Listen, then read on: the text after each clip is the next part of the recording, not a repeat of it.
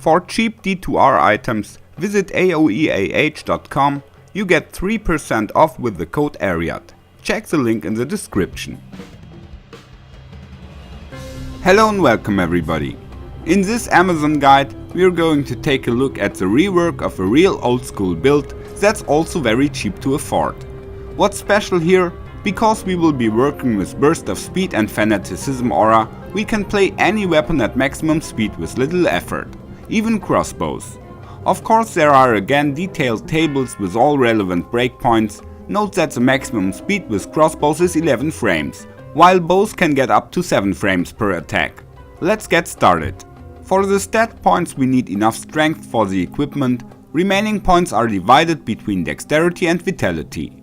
We will have maximum resistances and also much reduced physical damage. In my opinion, 1200 to 1300 life points are quite enough for a defensive low-risk playstyle. Whoever likes can also spend more in vitality at the expense of damage.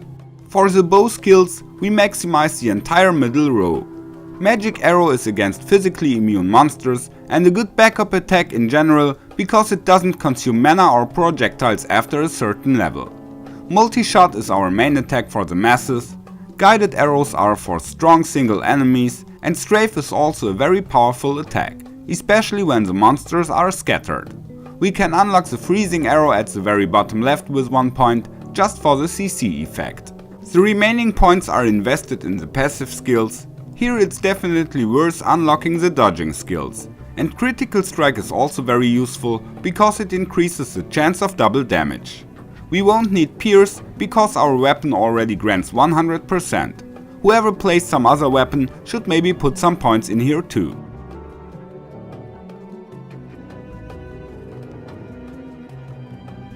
Now the breakpoints. Cast rate is not interesting here, and for hit recovery it's nice if you get to 32%, but it's no drama if you don't. Important are the IAS breakpoints, and since we can either play with level 1 Burst of Speed or level 1 Fanaticism aura, or even both together, I added the corresponding breakpoints for all weapons. Simple example, the Buriza which I show in the main setup is the slowest crossbow. It needs 215% IAS for maximum speed. At level 1 Burst of Speed we only need 105%, at level 1 Fanaticism 133%, and having both together only 65%. Those are already on the weapon itself. That leads us to the items. I've socketed the Buriza with a gnome rune here, but a jewel with increased damage will do fine for the beginning. Ideally, the Buriza also has a high ED roll, which varies from 150 to 200%. It's also nice that it has 100% piercing attacks, so as mentioned you don't need the passive skill. In the weapon switch I carry a hustle bow, so I can fire a few shots in between to trigger BOS. As long as you still have no Buriza, you can play the bow as the main weapon. That works quite okay for the beginning. Of course you could also play all kind of other bows, from Lysander's Flank over Wind Force to different Runewords. For a lower budget I can recommend Harmony and Passion, or possibly Silence. For high end, Mist is some refreshing alternative to Faith. The Runewords can be built into different bases. Thanks to the IAS tables you can always find the suitable breakpoints. I also play Hustle in the body armor. An absolute classic would be Chefstab of course. As soon as the budget allows it, 40 is best. Another old school item is Vampire Gaze, up to 20% reduced damage and Dual Leech. Other useful alternatives: Bulwark gives reduced damage and life leech, Rockstopper gives resistances, hit recovery and reduced damage, Tal Rasha's Mask gives Dual Leech, resistances, life and mana, and Giant Skull is handy for its 2 sockets and knockback. With the amulets there are again different possibilities. Saracen Chance is great for resistances, but even better would be a Metal Grid, which also gives an attack rating bonus.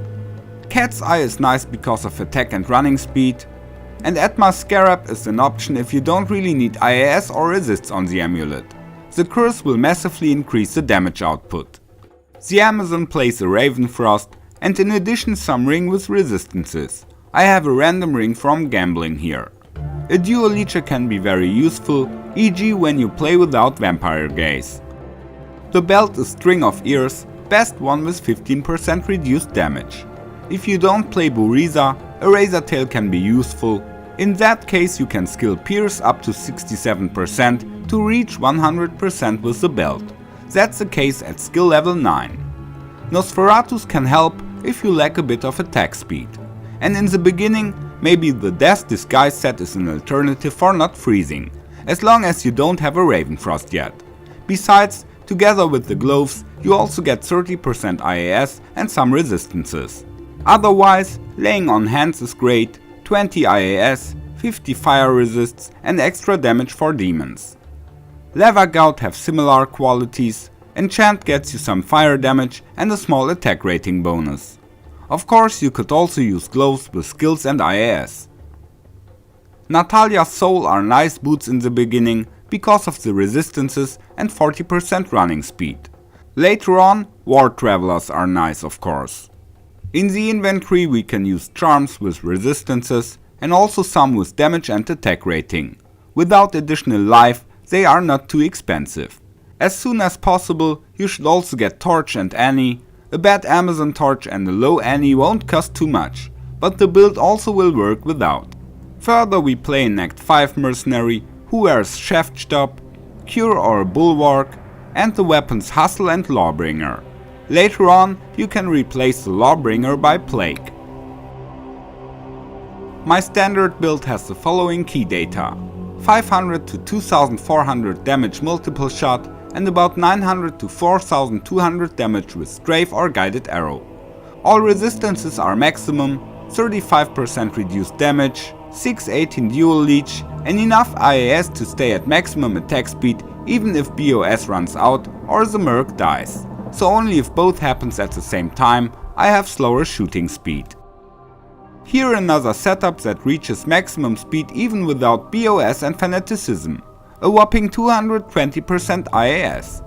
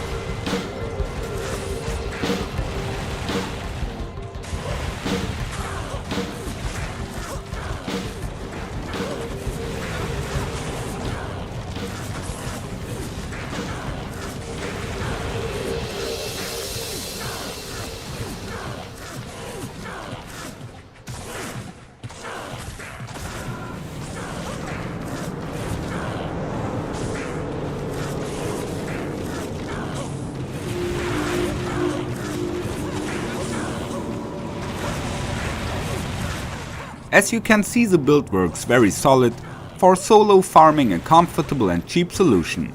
With multiple players, however, it will become tough, and even playing high-end equipment, it is not really worth farming higher than players 4. This bow Amazon is simply not the right char for that case. That leads us to the end of the guide. Here you can see a shopping list for my cheap standard variant. I say goodbye, take care, and may the loot be with you.